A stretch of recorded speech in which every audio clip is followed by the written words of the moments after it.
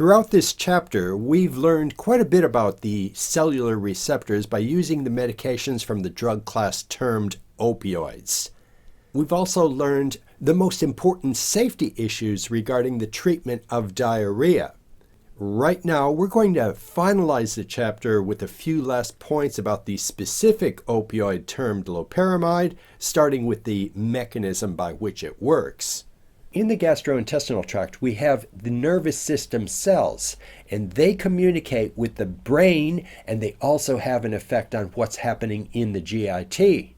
This very large network of nerves is called the enteric nervous system, and it can speed up or slow down the peristaltic actions in the GIT, and it can also affect the secretion of products such as mucus into the GIT.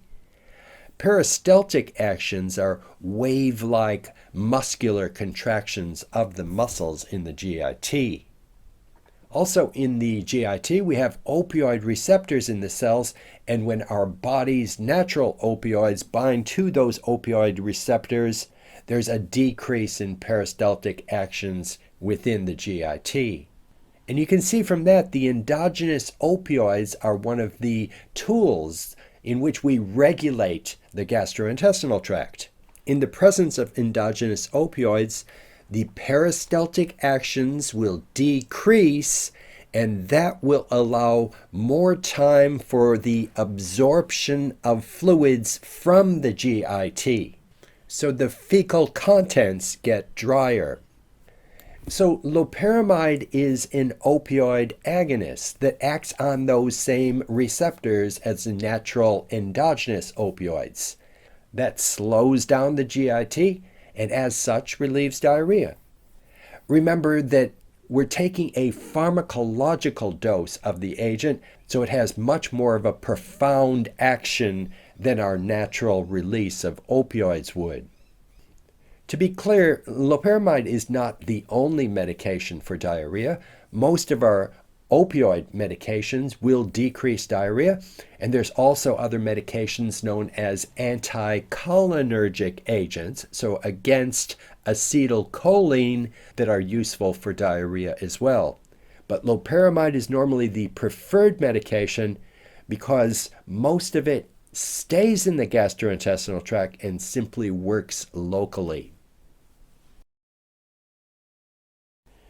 Right now, I'd like you to try to hypothesize about what an opioid antagonist would do and what its applications would be.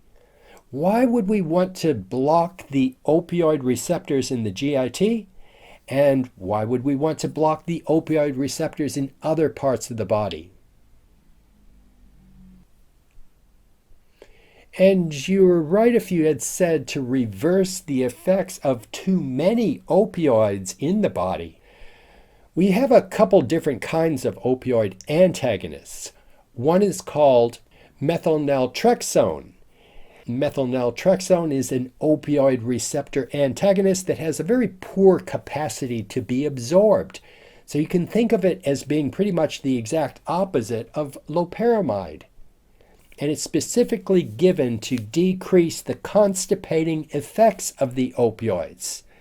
We don't give it for any kind of constipation, but rather, for instance, if a person has taken high doses of opioid medications for cancer pain, the physician may need to block some of those receptors in the GIT so the person is relieved of their severe constipation. And another opioid antagonist is naloxone. Naloxone is an opioid antagonist that's used for people who are experiencing the opioid-related respiratory depression that comes along with overdose of opioids.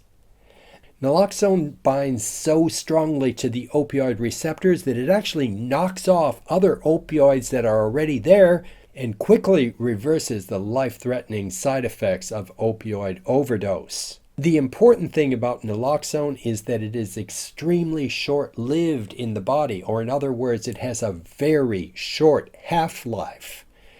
And it needs to be re-administered a couple times before the other opioids will be out of the system.